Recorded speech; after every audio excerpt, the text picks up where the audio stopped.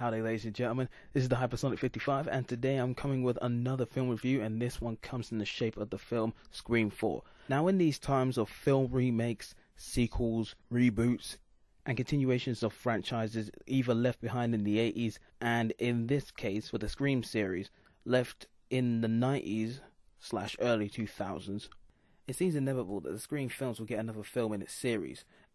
And while the Scream series doesn't really feel like a series that would need a sequel, because the Scream films belong in the horror genre, it's not too far off to think that this film series could get a sequel. And so after 11 years after the last sequel, Scream 3, Wes Craven returns with his crew to go about and give us Scream 4.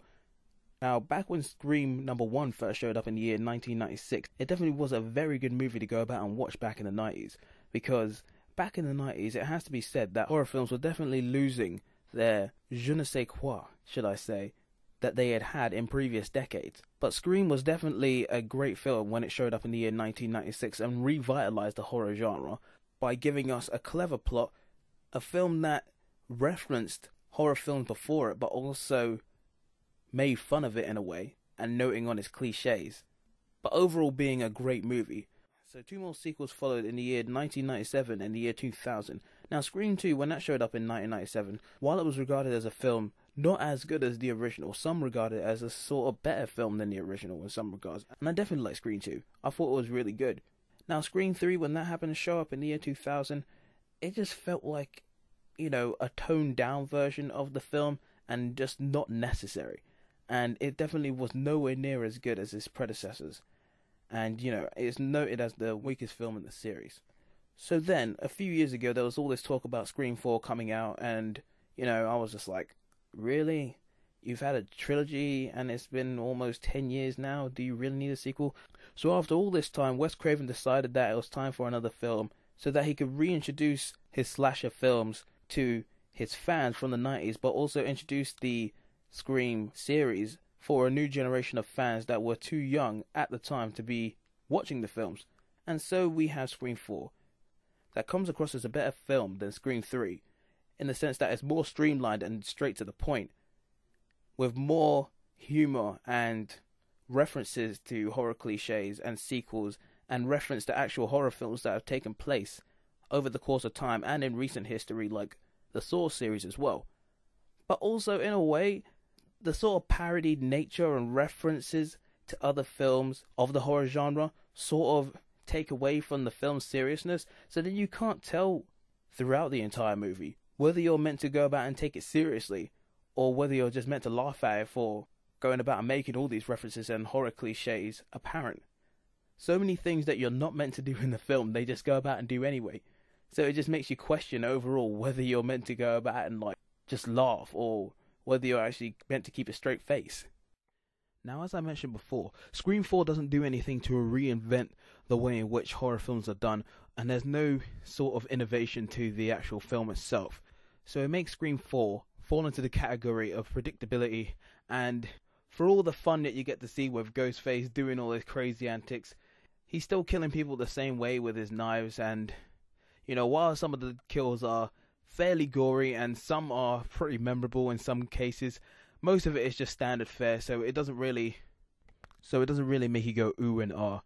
And finding out who the killer is in the film, as much as they want you to go about and guess who it is, in the end, if you've seen these kind of films before, then there's only a handful of people that the killer could potentially be. And to be honest, before the film is over, you would have recognized who it was. In a sense, when you find out, it's sort of partially surprising, but at the same time, when you hear the reason behind it, it all sort of makes sense anyway. And I felt the ending of the film felt a bit like a cop-out, rather than something that should have happened naturally. Some stuff in the end just got really ridiculous, and it was just like, come on, just end, please. But then that's just my opinion, you know? So the cast of the first 3 Scream films happened to return in the 4th installment of the series. Now, David Arquette, at least I think that's his name, I'm sorry if I got it wrong. You got Neve Campbell and Courtney Cox all happen to return as their respective characters in this film. Then they do admirable jobs of playing their characters back in the films again. And the 2 other main cast members of Scream 4, Emma Roberts and Hayden Panettiere. At least I think that's how you go about and say her last name. I'm so sorry if I got it wrong. They happen to do admirable jobs as, like, you know, the sort of new additional characters to the Scream series. And yeah, overall the cast do a good job of doing what they do. And I can't really fault them, really. I mean, you know, it's the horror genre, so there's only so much that they can do in this sort of line of work. But yeah, the film's good. The action's pretty decent. And the kills are just as bloody as you like them to be. While watching the film, I just sort of rolled my eyes on a few occasions. Now, I'm not saying the film is completely terrible. I actually liked it a little bit more than Scream 3. But overall, in the films that I've seen in 2011, this is definitely one of the weaker films that I've happened to check out in recent times. Scream 4 is definitely not a re-innovation of the horror franchise. There is definitely no innovation in the series at all. And with this film potentially starting off a new trilogy, I'm not sure what sort of other ideas that they could go about and push into the series after this partially weak entry in the Scream series. But again, it's given the series a bit of new life, and potentially some sequel power is possible. I'm not sure. But for me, Scream 4 was sort of a bit hit and miss, to be honest. So I'd give the film about a 6 out of 10, and that's, like, you know, me being nice. So that's my review over. Hopefully you found it informative, and look out for my next review, because that one is going to be on the film Thor. So from me, the Hypersonic 55, this is me signing out.